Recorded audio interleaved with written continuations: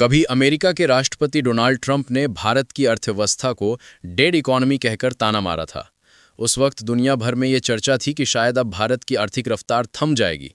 लेकिन भारत ने जैसा हमेशा किया है वैसा ही इस बार भी किया, शब्दों से नहीं बल्कि अपने दमदार कदमों से जवाब दिया। हमारे देश की यही पहचान है कि जब कोई हमें चुनौती देता है तो हम बहस नहीं करते बल्कि मैदान में उतरते हैं और नतीजे से साबित करते हैं कि असली ताकत किसके पास है। और अब एक बार फिर भारतीय रिजर्व बैंक यानी आरबीआई ने ऐसा आर्थिक दांव चला है जिसने पूरी दुनिया को सोचने पर मजबूर कर दिया है। खबर यह है कि आरबीआई ने अपने विदेशी मुद्रा भंडार से अरबों डॉलर के अमेरिकी डॉलर बेच दिए हैं। सुनने में ये एक आम वित्तीय प्रक्रिया लग सकती है, मगर इसके पीछे छिपा संदेश बेहद बड़ा है।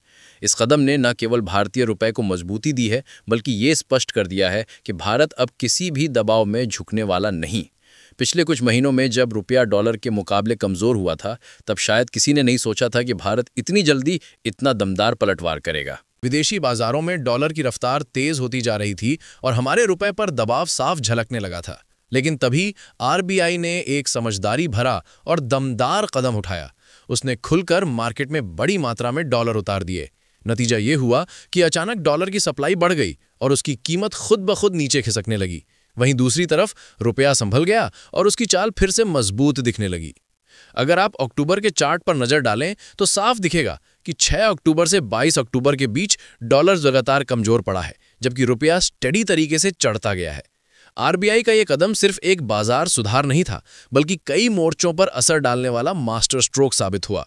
एक तीर से कई निशाने। न सिर्फ रुपए को स्थिरता मिली बल्कि भारत ने यह संदेश भी दे दिया कि अब उसकी आर्थिक ताकत इतनी सशक्त है कि अमेरिकी नीतियों या डॉलर के दबाव से वो नहीं डगमगाता। अब सवाल उठता है, आरबीआई ने डॉलर बेचे तो इसका असर हुआ कैसे? बहुत आसान है।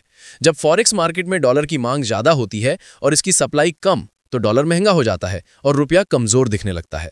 आरबीआई ने अपने विदेशी मुद्रा भंडार से बड़ी मात्रा में डॉलर मार्केट में डाल दिए, जिससे डॉलर की उपलब्धता बढ़ गई और ऑटोमेटिकली उसकी कीमत नीचे आ गई। जब डॉलर सस्ता हुआ तो रुपया भी उठ खड़ा हुआ। आसान शब्दों में कहें तो बाजार में डॉलर की कमी खत्म हुई, इसलिए डॉलर नीचे गया और रुपया एक बार फिर मजबूती से खड़ा हो गया। ये सिर्फ एक दिन का इफेक्ट नहीं होता, क्योंकि जब कोई केंद्रीय बैंक इतने बड़े पैमाने पर हस्तक्षेप करता है तो बाजार तक ये संदेश साफ पहुंच जाता है कि देश की अर्थव्यवस्था अब आत्मनिर्भर और आत्मविश्वासी हो चुकी है। हमारे विदेशी मुद्रा भंडार मजबूत हैं और रुपया स्थिर बनाए रखने के लिए आरबीआई ने जो कदम उठाए हैं उन्होंने निवेशकों को भरोसे का स्पष्ट संकेत दिया है। विदेशी निवेशकों की घबराहट कम हुई है और अल्पकालिक सट्टेबाजी का दबाव घटा है। परिणाम स्वरूप मुद्रा की अस्थिरता में कमी आई है और बाजार की नर्वसनेस धीरे धीरे शांत हुई है। अब असली सवाल यह है कि आरबीआई की इस रणनीतिक डॉलर बिक्री का असर क्या पड़ा। पहला बड़ा फायदा यह हुआ कि आयात लागत पर नियंत्रण आया। जब रुपया कमजोर पड़ता है तो तेल से लेकर खाद्य वस्तुओं और मशीनरी तक सब कुछ महंगा हो जाता है। इससे महंगाई बढ़ सकती थी, लेकिन मजबूत रुपए ने इस दबाव को थामा और इन्फ्लेशन नियंत्रित रखा। दूसरा फायदा एक्सपोर्टर्स को मिला। स्थिर विनिमय दर से उन्हें अपने व्यापार की योजना बनाने में स्पष्टता मिली, जिससे उन्हें अंतर्राष्ट्रीय सौदों में जोखिम कम हुआ। तीसरा असर दीर्घकालिक है। रुपया इंटरनेशनलाइजेशन की दिशा में एक ठोस कदम बढ़ा। जब मुद्रा लंबे समय तक स्थिर रहती है तो विदेशी बाजारों में उसकी स्वीकार्यता बढ़ती है और यही प्रक्रिया धीरे धीरे रुपया को ग्लोबल करेंसी की कतार में लाती है।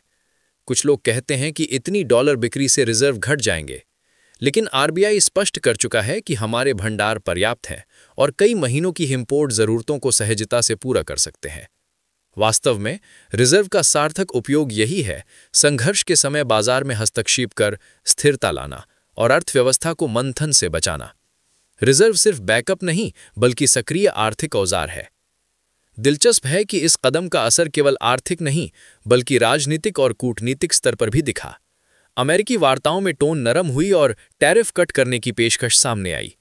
जिन उत्पादों पर पहले 50% तक शुल्क प्रस्तावित था, उन्हें 15 से 16% की श्रेणी तक घटाने पर चर्चा चल रही है।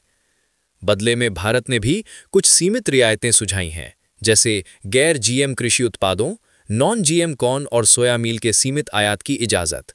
हालांकि डेयरी सेक्टर पर बातचीत अभी जारी है और समझौते को समय समय पर समीक्षा के साथ आगे बढ़ाने की मांग बनी हुई है।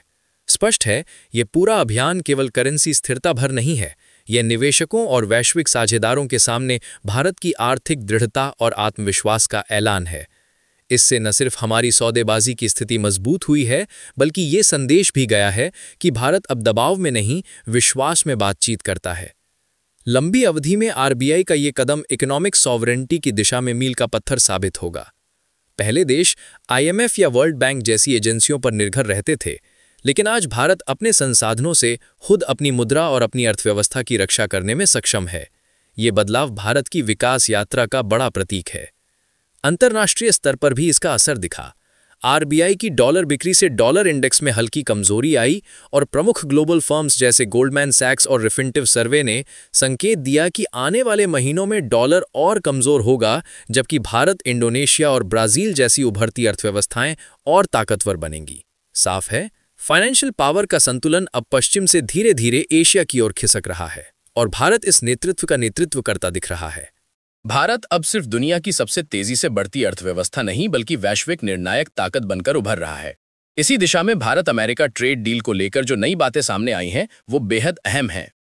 रिपोर्ट्स के मुताबिक अमेरिका ने भारत पर लगाए गए करीब 50% टैरिफ को घटाकर 15 से 16% के बीच लाने का प्रस्ताव दिया है। ये कदम बताता है कि अब अमेरिका भी भारत के साथ लंबे और भरोसेमंद व्यापारिक रिश्ते चाहता है। वहीं भारत ने स्पष्ट कर दिया है कि वह अमेरिकी कॉर्न और सोया मील जैसे कुछ नॉन जीएम कृषि उत्पादों का सीमित आयात करने के लिए तैयार है, लेकिन डेयरी सेक्टर में कोई समझौता नहीं करेगा। भारत का रुख साफ है, हर ट्रेड डील का समीक्षा चक्र तय समय पर और दोनों पक्षों के हित में होना चाहिए, ताकि कोई भी देश एक तरफा फायदा ना उठा सके। ऊर्जा सुरक्षा के मोर्चे पर भी अहम बातचीत चल रही है। अमेरिका चाहता है कि भारत रूस से तेल खरीद घटाए, जबकि भारत ने दृढ़तापूर्वक संतुलन बनाए रखा है। सूत्रों के अनुसार अमेरिका की ओर से सस्ते एलपीजी और एथेनॉल का आकर्षक प्रस्ताव रखा गया है, लेकिन भारत ने दो टूक कहा है कि निर्णय सिर्फ आर्थिक नहीं, बल्कि राष्ट्रीय सुरक्षा के दृष्टिकोण से लिया जाएगा। असल मायनों में यही नया भारत है, जो किसी दबाव में नहीं झुकता, बल्कि अपने हितों की रक्षा के लिए पूरी मजबूती से खड़ा रहता है। आरबीआई के हालिया कदमों ने भी आर्थिक सीमाओं पर वही काम किया है जो हमारी सेना सीमाओं की सुरक्षा के लिए करती है, देश की स्थिरता और आत्मविश्वास की रक्षा। आज रुपया सिर्फ एक मुद्रा नहीं, बल्कि भारत की नई पहचान बन चुका है। जब विश्व की सबसे बड़ी अर्थव्यवस्थाएं भारत के साथ डील करने की होड़ में हैं, तो यह साबित होता है सदी भारत की है। अगर आपको लगता है कि आरबीआई का यह कदम सही दिशा में उठाया गया है, तो कमेंट बॉक्स में जय हिंद लिखकर अपना समर्थन दें। और हाँ, इस वीडियो को लाइक और शेयर जरूर करें, ताकि आपके मित्र भी समझ सकें कि भारत अब हर मोर्चे पर आत्मनिर्भरता की परिभाषा बदल रहा है। जय श्री राम।